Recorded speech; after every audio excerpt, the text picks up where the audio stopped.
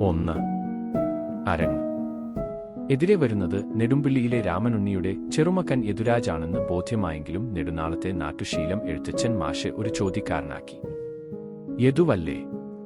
നെടുമ്പിള്ളിയിലെ? ആണ് എന്ന പതിവുത്തരം പ്രതീക്ഷിച്ചു നടക്കാൻ തുടങ്ങിയ മാഷെ ചെറുപ്പക്കാരന്റെ അല്ല എന്ന മറുപടി തെറിപ്പിച്ചു. രാമനുണ്ണിയുടെ ചെറുമകൻ യദു. മാഷ് വീണ്ടും സംശയനിവർത്തിക്കായി ശരം കുലച്ചു. അല്ല. തറപ്പിച്ച ഉത്തരം. ഇന്നലെ സന്ധ്യയ്ക്കു പോലും പതിവുപോലെ രാമനുണ്ണിയുടെ മുറ്റം നിറഞ്ഞ വട്ടമാവിൻ ചുവട്ടിലിരുന്ന് പഴയ കാര്യങ്ങൾ അയവിറക്കി പിരിഞ്ഞതാണ്.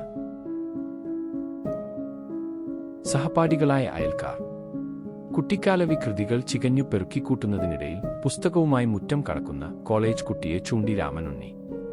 മോന്റെ മോന യദുരാജ്. കോളേജിൽ പഠിക്കുക എന്നു പറഞ്ഞതാണ്.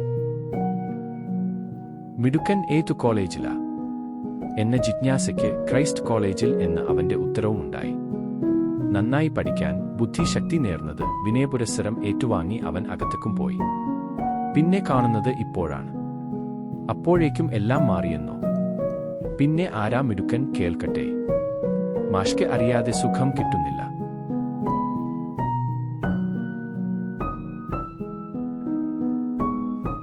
പറഞ്ഞാൽ മനസ്സിലാവില്ല. കാരണോർക്കെ. ചെറുപ്പക്കാരന്റെ സന്ദേഹമില്ലാത്ത പ്രതികരണം കേട്ട് മാസ്റ്റർ തിരിച്ചുപോയി. അങ്ങനെയുണ്ടോ ഒരു മനസ്സിലാവായ? കഴിഞ്ഞ 86 വർഷമായി കോത്താര മൂലയിൽ കഴിയുന്നു. ഒന്നും മനസ്സിലാവായ ഉണ്ടായിട്ടില്ല ഇതുവരെയും. ആരെയും തിരിച്ചറിയാൻ കഴിയാതെ വന്നിട്ടില്ല. കൂടുതൽ അന്വേഷണങ്ങൾക്കായി മാഷ് അക്ഷരങ്ങൾ കോർത്തിണക്കുമ്പോഴേക്കും ചെറുപ്പക്കാരൻ ചെമ്മൺ പാത പിന്നിട്ട് പുതിയ ടാർ റോഡിൽ എത്തിക്കഴിഞ്ഞു.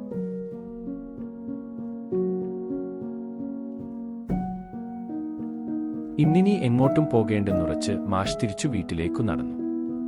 പടിപ്പുര കടന്ന് നടുമുറ്റത്തെത്തിയപ്പോൾ ചെറുമകൻ രഘുവിനെ നീട്ടിവിളിച്ചു തിണ്ണയിലിരുന്നു. വാതിൽ തുറന്നു പുറത്തുവന്ന ചെറുമകന്റെ കയ്യിൽ നിവർത്തിപ്പിടിച്ച് ബ്ലൂ സ്കെച്ച്. പടിപ്പുരക്കും മരഗേറ്റിനും പകരം റിമോട്ടിൽ പ്രവർത്തിക്കുന്ന സ്റ്റീൽ ഗേറ്റുള്ള കൂറ്റൻ ബിൽഡിംഗ്. എഞ്ചിനീയറിംഗ് വിദ്യാർത്ഥിയായ ചെറുമകൻ സൂക്ഷ്മമായി നോക്കി നിന്നിട്ടും പിടികിട്ടാതെ അകത്തേക്ക് വിളിച്ചു പറഞ്ഞു. അമ്മേ, ആരോ കാണാൻ വന്നിരിക്കുന്നു. സൂക്ഷിക്കണേ അച്ചച്ച, വഴുക്കലുണ്ടാകും. ഇന്നലെ മഴ പെയ്ത് കുതിർന്നതാണ്. 1.5 മണിക്കൂർ മുമ്പ് പുറത്തേക്കിറങ്ങുമ്പോൾ പറഞ്ഞ കുട്ടി. ഇവനിപ്പോൾ എന്തുപറ്റി ഇത്ര പെട്ടെന്ന്? മോനെ രഘു എന്നു വിളിക്കാൻ തുടങ്ങുമ്പോഴേക്കും അവന്റെ അമ്മ മാലതിക്കുട്ടി വാതിൽ തുറന്നു പുറത്തുവന്ന് വളരെ സൂക്ഷ്മമായി നോക്കി ചോദിച്ചു. ആരാ? മനസ്സിലായില്ല. അവൾ അടുത്ത ക്ഷണം ഉമ്മറവാതിൽ അടച്ചു കുറ്റിയിട്ടു.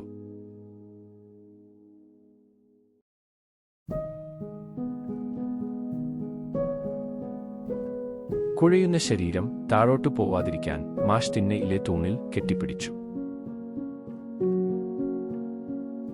എല്ലാവരെയും തനിക്ക് മനസ്സിലാവുന്നുണ്ട്. പക്ഷേ തന്നെ ആർക്കും.